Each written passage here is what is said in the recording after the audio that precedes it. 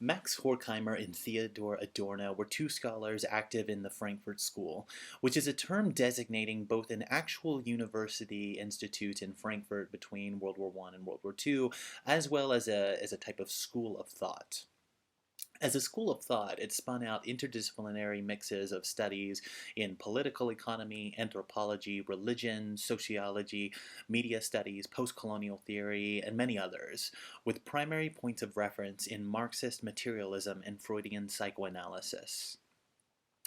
Horkheimer used a specific term to describe that mix of theory, and many, including myself, still use this term to designate the type of philosophy coming out of this intellectual lineage. The term is critical theory, a specific type of philosophy. Horkheimer says that while philosophy often awards some savant who comes up with some clever but ultimately useless way of saying something that never really needed to be said, this interdisciplinary mix of critical theory aims to, quote, liberate human beings from the circumstances that enslave them. So the measure of good philosophy in critical theory is whether it liberates. Their book, Dialectic of Enlightenment, is one of the earliest analyses of fascism written during the end and immediate aftermath of World War II. In this book, Horkheimer and Adorno are very interested in how the Nazis how the Nazis projected internal conflict onto the figure of the Jew. In one of my favorite observations from this book, they write that the horror of fascism lies in the fact that the lie is obvious and yet persists. On the subject of projection, we see them developing a theme that is still true of xenophobia today. Anti-Semitism was vocalized more commonly in areas of Germany where there were very few Jews, just as the racist today, racial prejudice is, often more open in areas that are racially homogenous. So this is a lengthy quote on projection, but I want to read it out. Quote, "Anti-Semitism is based on a false projection. It is a counterpart to a true mimesis, the fundamentally related and repressed form. In fact, it is probably the morbid expression of a repressed mimesis. Mimesis imitates the environment, but false projection makes the environment like itself. For mimesis, the outside world is a model, which the inner world must try to conform to. The alien must become familiar.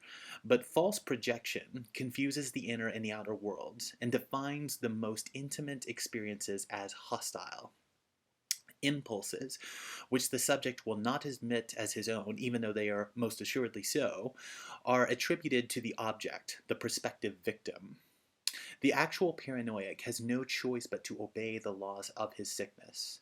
But in fascism, this behavior is made political.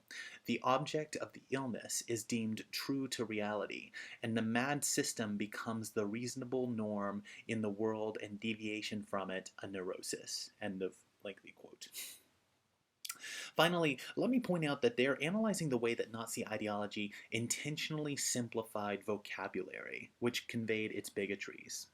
Horkheimer and Adorno write, in an age of 300 key words, the ability to make the effort required by judgment disappears. The distinction between truth and falsehood is removed.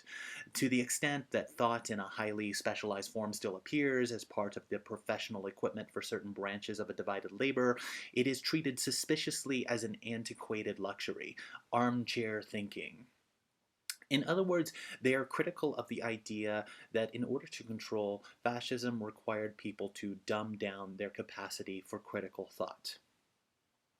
One of the things they are criticizing then is the end of the ability to say something is right or wrong at all. For instance, it becomes too political to say something like concentration camps are bad. This is a move that happens, at the same time we criticize expertise as armchair thinking, for we are saying that our improvised spitballing, opinion making is just as good as the developed expertise of those who study a particular area for a living. The end of a belief in a real sort of objective knowledge or moral judgment is a dangerous space in the march towards barbarism. And that casual lurch into barbarism and stupidity simultaneously is what we must analyze.